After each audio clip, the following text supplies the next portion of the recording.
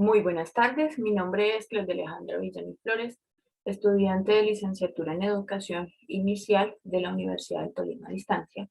El día de hoy vengo a compartir con ustedes acerca de los procesos neurofisiológicos y neuropsicológicos del aprendizaje y cómo influyen en el desarrollo de la primera infancia.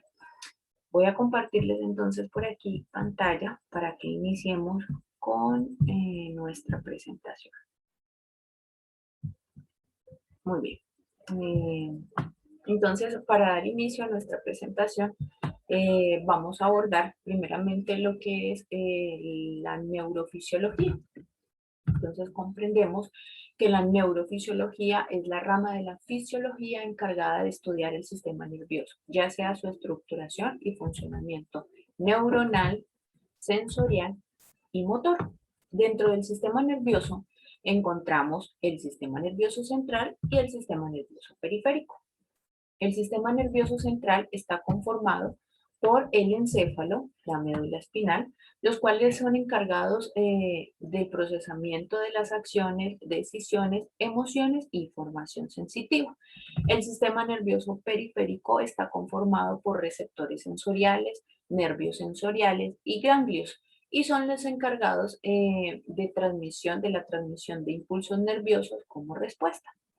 Dentro de estos sistemas nerviosos, el central y el periférico, se desarrollan procesos de sinapsis, los encargados de la interacción de las neuronas que hacen posible la complejidad de la conducta y el aprendizaje cognitivo, buscando dar respuesta a las vivencias y a las acciones que presentan y que presentamos durante nuestro desarrollo. Estos procesos se direccionan desde lo que es el tallo encefálico, el cual está conformado por el mesencéfalo, el puente, el bulbo raquídeo, el cerebelo y el cerebro. Entonces comprendemos que el mesencéfalo contiene núcleos del sistema auditivo. El puente es el encargado de la respiración, la regulación motora, la información sensitiva. El bulbo es el que contiene centros que regulan la respiración, la presión arterial y los movimientos de la cabeza. El cerebelo es el encargado de la coordinación del movimiento, la planeación y la ejecución de este. También tenemos uno de los más importantes, que es el cerebro, del cual contiene una sustancia subyacente, y encontramos en él tres núcleos, que son los ganglios, el hipocampo y la amígdala. Dentro del cerebro encontramos lo que son los hemisferios cerebrales, conformados por el hemisferio izquierdo y el hemisferio derecho. El hemisferio izquierdo es el encargado del movimiento del lado derecho, el lenguaje hablado, los procesos de numerología lógica, los procesos de lenguaje escrito, los procesos de memoria y los procesos de razonamiento. El hemisferio del lado derecho es el encargado del movimiento izquierdo, de los procesos de sentido musical, los procesos de sentido espacial, sentido artístico, la intuición sensorial y los procesos imaginativos creativos. A pesar de que los nombramos como izquierdo y derecho, ellos están siempre en correlación y son los encargados de procesar la información que recibimos a través del sistema nervioso. Dentro de este encontramos también la ramificación de lo que son los lóbulos cerebrales. El primer lóbulo que encontramos es el lóbulo frontal, el que es encargado de relacionarse con la capacidad de juicio, el control de impulso, las funciones de las capacidades de moverse, las capacidades para razonar, la resolución de problemas y el lenguaje, las emociones. Y dentro de él encontramos lo que es la corteza motora primaria. El siguiente lóbulo es el lóbulo parietal. Su función se relaciona con el procesamiento de la información sensorial de varias partes del cuerpo, el reconocimiento y la manipulación de los objetos. Y dentro de él encontramos lo que es la corteza somatosensitiva primaria. Nuestro siguiente lóbulo es el lóbulo occipital, el cual es el encargado del área visual, la interpretación de imágenes, la discriminación de movimientos visuales. Y tenemos lo que es el lóbulo temporal. Su función está relacionado con los procesos de memoria a corto plazo, lo que es la audición, el lenguaje, la información auditiva el equilibrio, las emociones y las sensaciones de corteza auditiva. Y por último tenemos lo que muchos denominan el quinto lóbulo, que es la ínsula, y es la encargada de la integración de la información emocional, perceptiva, la empatía y el reconocimiento de las emociones. Muy bien.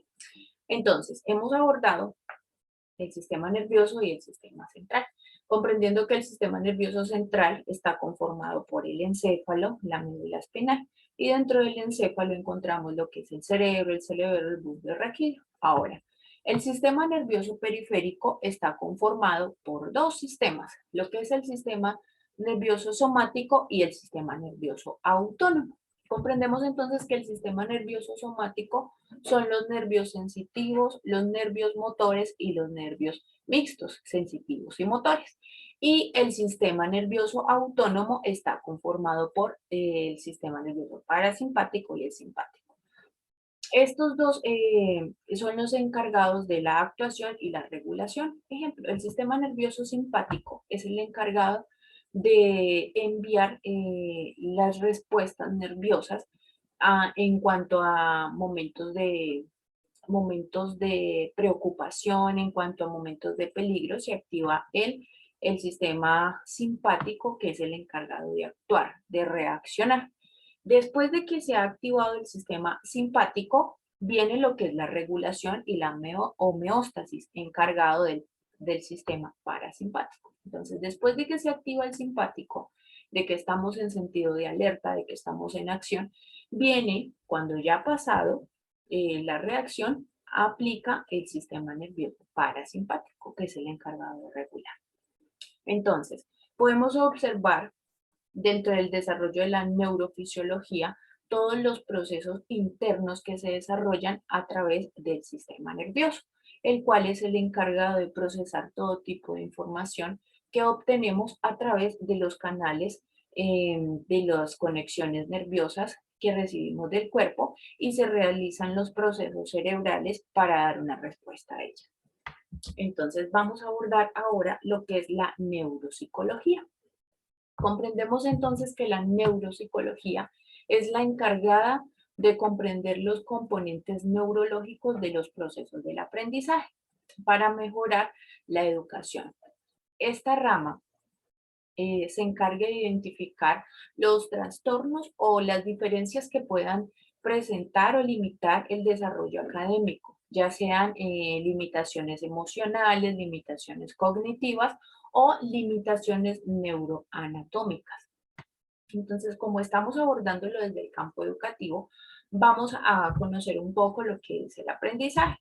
Comprendiendo entonces que el aprendizaje son los procesos mediante el cual adquirimos información, adquirimos conocimiento y experiencias. Dentro de él se desarrollan los que son los procesos neuropsicológicos, los cuales denominamos como la memoria, el lenguaje, la praxias, las funciones ejecutivas y por último tenemos lo que es la atención.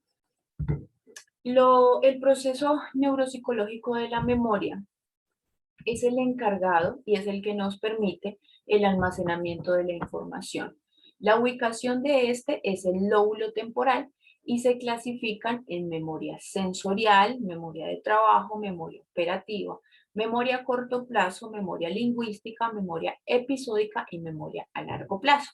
Dentro de ella encontramos lo que es la explícita declarativa y la implícita declarativa. Comprendemos entonces que la explícita declarativa son los procesamientos de la nueva información. La relación que existe entre las experiencias motoras y los procesamientos de la información que se está adquiriendo. La memoria implícita declarativa es la encargada del reconocimiento y los recuerdos de objetos, de cómo son, de cuáles son su forma y de qué son. Y es la encargada de la conciencia de las experiencias, unas de las motoras y otras de las experiencias vividas. El siguiente proceso neuropsicológico es el proceso del lenguaje, el cual está conformado por áreas relacionadas que permiten la expresión, que permiten comprender y corresponde a las áreas cerebrales del hemisferio izquierdo, el lóbulo temporal frontal y dentro de su estructuración y funcionamiento encontramos las gimnasias simples y completas, las cuales están encargadas del reconocimiento de la información previamente aprendida mediante los sentidos. Entonces, las gimnasias simples son las encargadas de las gimnasias visuales, eh, las gimnasias auditivas, gimnasias táctiles y las olfativas y las gustativas. Estas se encargan de el funcionamiento y el reconocimiento de las caras, los objetos, los colores, las formas, sonidos, texturas, las temperaturas, de recordar la información de olores y la información que recibimos nosotros a través de nuestros sentidos, sobre nuestros 5 sentidos. Por otro lado, entendemos lo que son las gimnasias completas, las cuales son las encargadas de reconocer todo el cuerpo como un todo, el cual está en diverso desarrollo del movimiento. Entonces, es la forma de expresar y de procesar toda la información y el reconocimiento. Luego encontramos lo que son las praxias. Comprendemos entonces que las praxias son las habilidades motoras, es decir, los movimientos que nosotros realizamos comúnmente, los cuales nos permiten planificar y alcanzar ciertos objetivos. Dentro de las praxias encontramos las ideomotoras, las ideoatorias, las praxias faciales y las praxias visoconstructivas. Aquí podemos observar cómo nos muestran las praxias que desarrollamos, la emisión de sonidos con nuestros rasgos faciales, la interacción que se pueden realizar mediante gesto y mediante controles de desarrollo de las habilidades que desarrollamos comúnmente. Luego encontramos lo que son el siguiente proceso, que es el proceso de las funciones ejecutivas. Comprendemos entonces que las funciones ejecutivas son las habilidades que aplicamos y se desarrollan para el desenvolvimiento de nuestro entorno. Es lo que nos permite lograr los objetivos y dentro de ella encontramos las memorias del trabajo, la planificación, la toma de decisiones, la flexibilidad cognitiva, la inhibición y la estimación corporal. Vamos con el siguiente proceso, el cual es la atención. Comprendemos entonces que la atención es un proceso y es la capacidad selectiva que tenemos de reaccionar frente a un estímulo, de mantener esa atención, de atenderla y esta depende también de lo que son los rangos de edades, al igual que la memoria.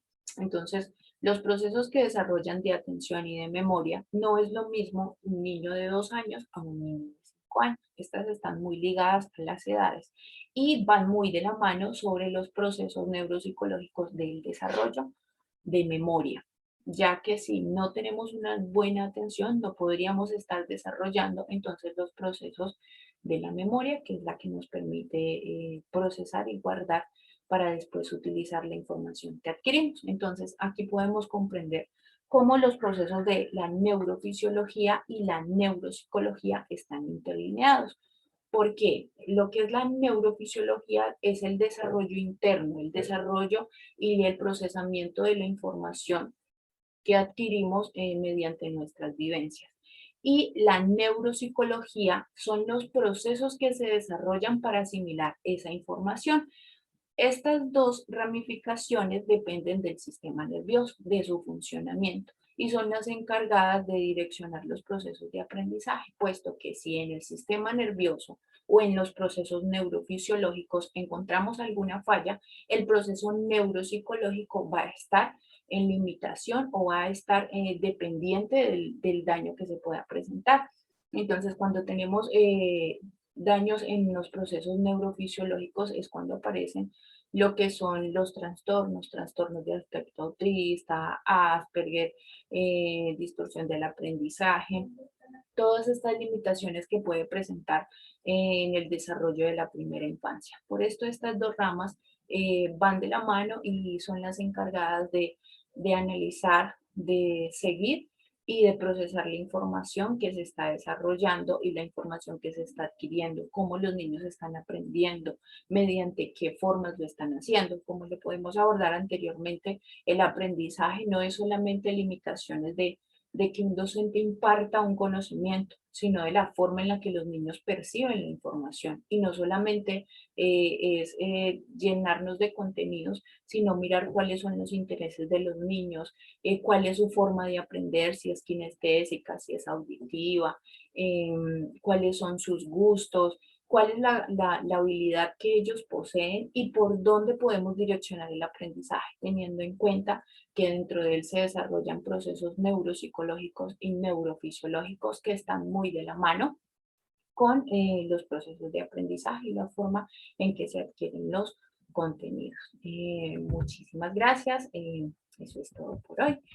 Eh, Aquí les cuento entonces sobre los procesos, que es muy importante para nosotros los docentes tener en cuenta que van muy de la mano del desarrollo y es muy importante hacerles un seguimiento en cuanto a los desarrollos neurofisiológicos y anatómicos que se desarrollen en el proceso de la educación. Muchas gracias.